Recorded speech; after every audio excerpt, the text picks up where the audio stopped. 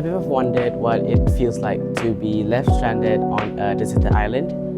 Assalamualaikum and hello everyone. My name is Rayyan Haiqal Bin Mohd Hamidi and I'm from Sekolah Menengah Sains Selangor, school code WEA 0206.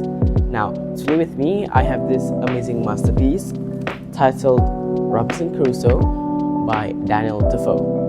Now, it's oftentimes described as one of the first true English novels, not just because of how early it was written back in the 1719s, but at the same time because Defoe had no referencing at all. Back then, people would write autobiographies about how one would live, die, what he did, or about stories and poems about myths, dragons, creatures. But Defoe, he chose a different idea. He thought about this fictional world where all stories, all prose in the book are merely from what was in his mind. Now, more about Robinson.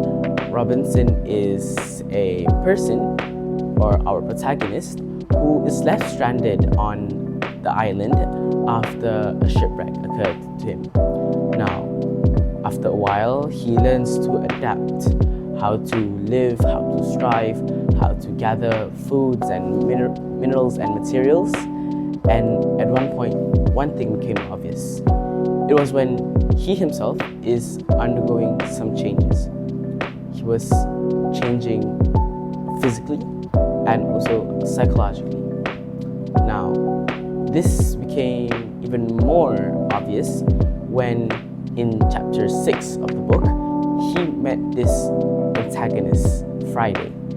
He is an European sailor where he came to the island by mistake, and at first it was quite tense between Friday and also Robinson. At one point in the story, Robinson managed to capture a few of the crewmates from the European sails, and he taken them for ransom.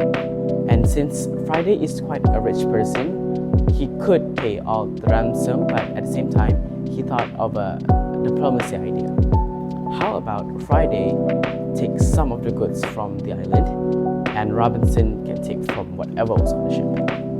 And that was exactly what they did. Friday, he took all the goods, all the materials from the island to be brought back to Europe, and Robinson, he took some of the slaves from the crew members and he brought them into the island, and that is where Robinson is titled the person with power and colonialism.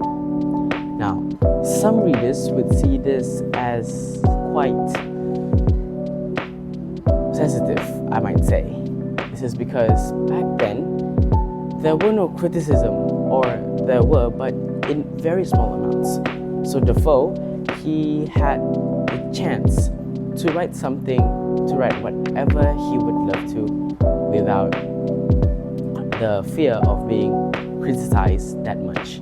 Because back then, since they were all myths and poems about dragons and creatures, it was all about opinions and perspective rather than what's right and what's wrong.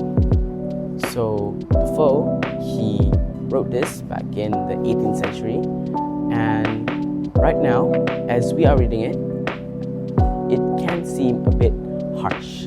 The topic of racism and prejudice and injustice is quite strong, but we also have to remember that those three aspects are what is happening right now in this world.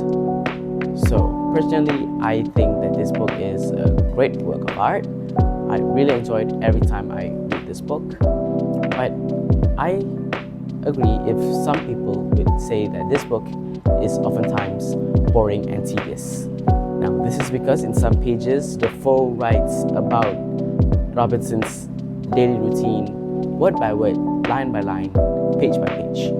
And he writes in absolute detail, so that might be the reason why this book would seem tedious and boring at some point. But overall, this book is 100% my choice all the time. It's a 10 out of 10. I bought this book back in Indonesia, and so far it was one of the best choices I have ever made since I was born, and now I'm 16 years old. I still have fun and enjoyed reading this book. So I hope that you all have the chance to read this book as well. So that is all from me, Rayyan Haiqal bin Mohd Hamidi from Sekolah Menengah Sains Selangor. Thank you for listening. This is me signing off.